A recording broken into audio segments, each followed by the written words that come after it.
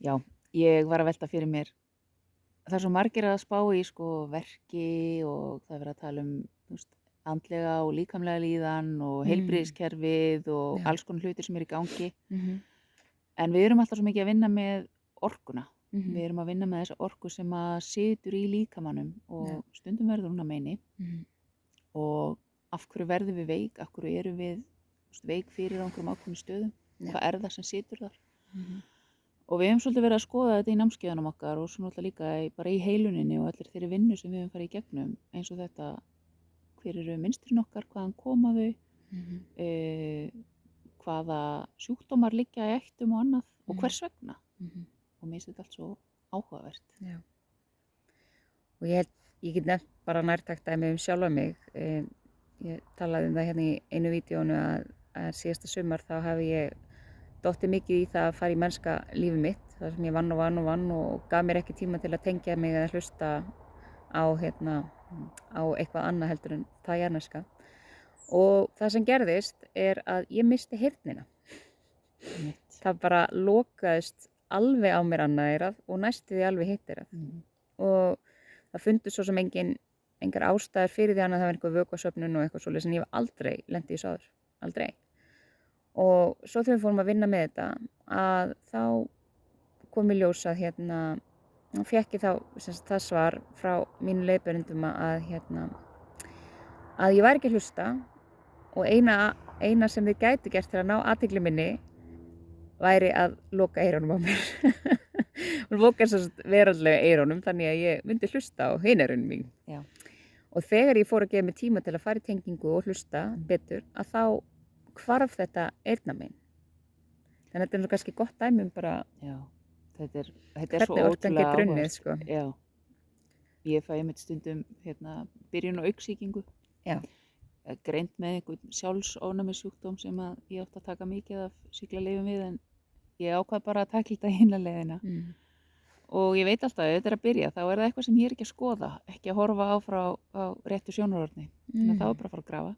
Já. Og ég er mjög fljót að losa mig við það og verður ég vildi ekki neitt. Nei. Þannig að svona vinnur orkan og mér finnst þetta svo áhugavert eftir að ég fór að tækla hlutina út frá þessu. Mm.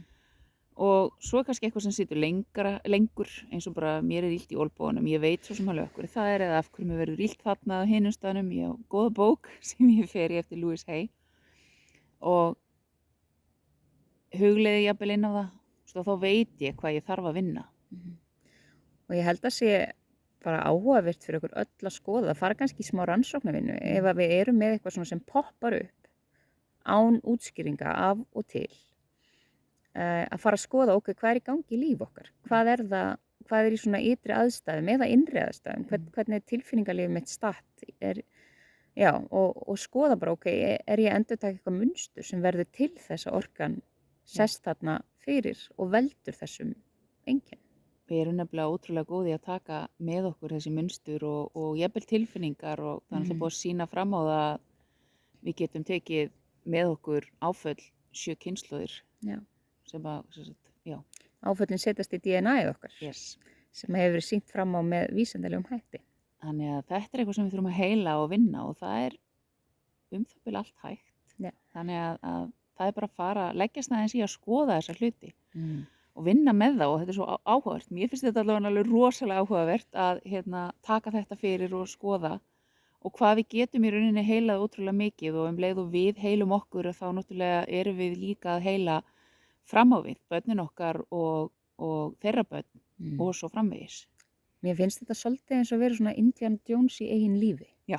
Þetta er svolítið þannig. Maður er alltaf að grafa eitthvað og það er eitthvað musteri og fjársjóður Og svo verður svona bara svaka sprengingar og uppgötvanir. Já. Nei. En þetta getur verið svo skemmtilegt. Já. Þetta verður áhugavert. Við þurfum ekkert að fara að skamma okkur fyrir eitt eða neitt eða horfa á að það sé eitthvað neikvætt og við höfum tekið einhver munstur með okkur. Þau eru jafnvel bara komin til okkar til þess að losa munstrið núna. Algjörlega. Og það er verkefni sem á margir af okkar kynslóðir að vinna. Já, og næstu kynslóður eftir. Já. Það sem börnin okkar er að díla við. Því þau ætla ekki áfram með þetta rusl með sér. Það er algjörlega ljóst. Nei, nú er tíminn.